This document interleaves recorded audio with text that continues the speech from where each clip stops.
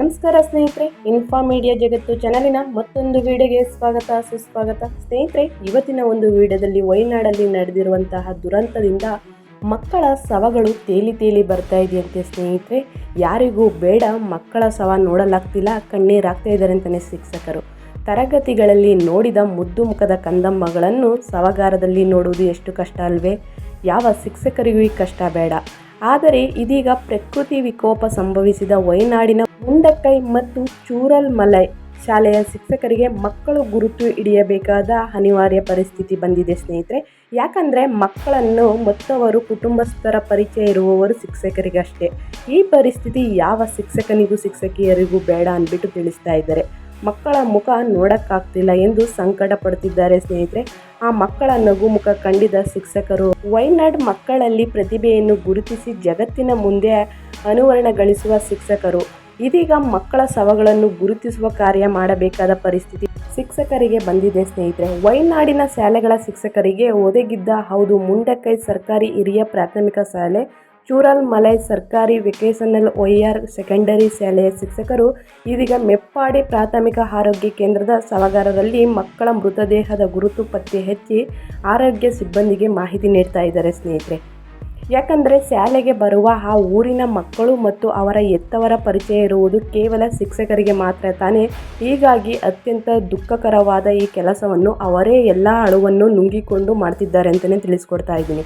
ಈ ಪರಿಸ್ಥಿತಿ ಮಾತ್ರ ಯಾರಿಗೂ ಬೇಡ ಎಂದು ಕಣ್ಣೀರಾಗ್ತಾ ಇದ್ದಾರೆ. ಎಲ್ಲವೂ ಸರಿಯಾಗಿರುವಾಗ ಮೃತದೇಹವನ್ನು ನೋಡುವುದೇ ಮನಸ್ಸಿಗೆ ಸಂಕಟವೆನಿಸುತ್ತದೆ. ಅಂಥದ್ದರಲ್ಲಿ ಬಹುತೇಕ ಮುದ್ದು ಮಕ್ಕಳನ್ನು ಮುಖಗಳ ಗುರುತು ಪತ್ತೆ ಹಚ್ಚಲಾರದಷ್ಟು ಹಾನಿಗೀಡಾಗಿವೆ. ಕೆಲ ಮಕ್ಕಳು ದೇಹದ ಭಾಗಗಳು ಬೇರೆ ಬೇರೆಯಾಗಿವೆ.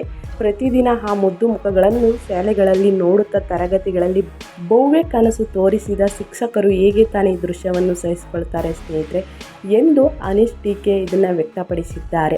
ಅವರ ಕುಟುಂಬದ ಸದಸ್ಯರೆಲ್ಲ ನಾಪತ್ತೆಯಾಗಿದ್ದಾರೆ. ಅವರನ್ನು ಗುರುತಿಸಲು ಬೇರೆ ಯಾರೂ ಇಲ್ಲ. ಈಗ ನಮ್ಮಿಂದ ಸಾಧ್ಯವಾಗದಷ್ಟು ಗುರುತಿಸಿದ್ದೇವೆ ಎಂದು ನೋವಿನಿಂದ ಹೇಳಿಕೊಂಡಿದ್ದಾರೆ ಸ್ನೇಹಿತರೆ.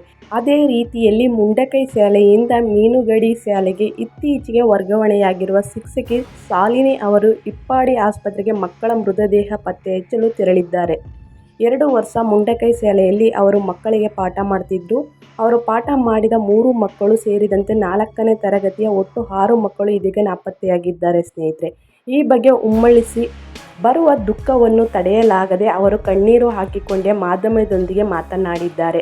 ಇದೊಂದು ಸಣ್ಣ ಶಾಲೆ, ಹೀಗಾಗಿ ಶಾಲೆಯ ಮಕ್ಕಳು ಮಾತ್ರವಲ್ಲದೆ ಅವರ ಹೆತ್ತವರು ನಮಗೆ ಚೆನ್ನಾಗಿ ಗೊತ್ತು. ಕಳೆದ ತಿಂಗಳಷ್ಟೇ ಇಲ್ಲಿ ನಾನು ಬಂದು ಮಕ್ಕಳ ಜೊತೆ ಮಾತನಾಡಿ ಹೋಗಿದ್ದೆ.